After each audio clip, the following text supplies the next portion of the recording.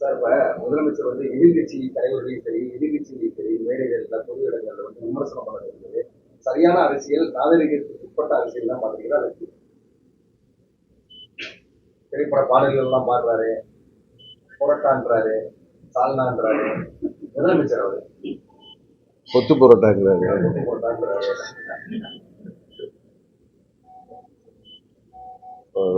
முதலமைச்சருக்கு இன்னும் ஒரு கடந்த காலத்தில் முதலமைச்சர்களாக இருந்தவர்கள் பொதுவெளியில அவர்கள் தங்கள் பதவியின் பொறுப்பை உணர்ந்து செயல்பட்டு வந்திருக்கிறார்கள். அதை முதலமைச்சரும் அதை பின்பற்றினால் நன்றாக இருக்கும் என்று நினைக்கிறேன். அவர் இன்னும் சினிமா நடிகராகவே இருக்கார், அதான் பிரச்சனை. அதை சினிமா கவர்ச்சின்னு யாரு சொன்னா ரொம்ப வருத்தப்படுறாரு, கோபப்படுறாரு. அவரை சேர்ந்த அந்த பரிவாரங்களும் ஆச்சரியக்குறிகளும் ரொம்ப வருத்தப்படுறாங்க. அவருமே அன்னைக்கு திருச்சி மேடையில அவருடைய உடல் மொழியே இன்னும் சினிமாவில் ஷூட்டிங் வரப்ப அவர் ஒவ்வொரு முறை வீட்டை விட்டு வெளியில வந்ததுல இருந்து அவர் வீட்டுக்கு போற வரைக்குமே எல்லாமே ஒரு ஷூட்டிங் பார்க்கிற ஒரு அனுபவம் தான் எல்லோருக்குமே ஏற்படுகிறது என்று எல்லோருமே சொல்கிறாங்க.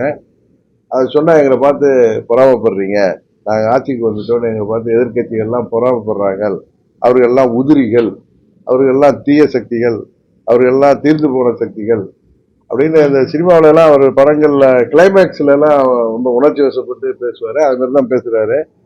ஒண்ணு பேசுனா கத்தி பேசுறாரு, இல்ல வாயே திறக்க மாட்டுறாரு.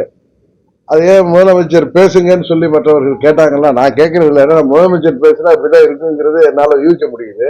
மற்றவர்கள் அவரை பேச சொல்லி பார்க்கணும் ஆசைப்படுறப்ப அவர் யார் என்பதை வெளிப்படுத்தி கொண்டிருக்கிறார். அது சட்டமன்றமாக இருக்கட்டும், நேற்றைக்கு கூட கரூர் மேடையே அப்படித்தானே இருந்துச்சு. அவருடைய பாடி லாங்குவேஜ் ஏதோ துக்கத்துக்கு வந்த மாதிரி கருப்பு ஷர்ட் எல்லாம் போட்டிருக்காரு. ஆனா அவருடைய பேச்சிலேயோ அவருடைய உடல் மொழியிலேயே எந்த துக்கமும் வெளிப்படல.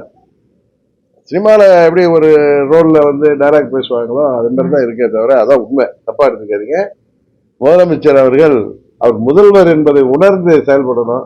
உடனே சொன்னா அவருக்கு பரிவாரங்கள் இருக்காங்க. நம்ம மதுரையில ஒருத்தர் இருக்காரு நிர்மல்குமார், ஏதாவது உடனே எல்லாம் அரசியல் விட்டு போங்கிறாரு. அரசியலை விட்டு தமிழ்நாட்டு மக்கள் யாரை வெளியேற்ற வேண்டுமோ அவர்களை உறுதியாக வெளியேற்றுவார்கள். அதுபோல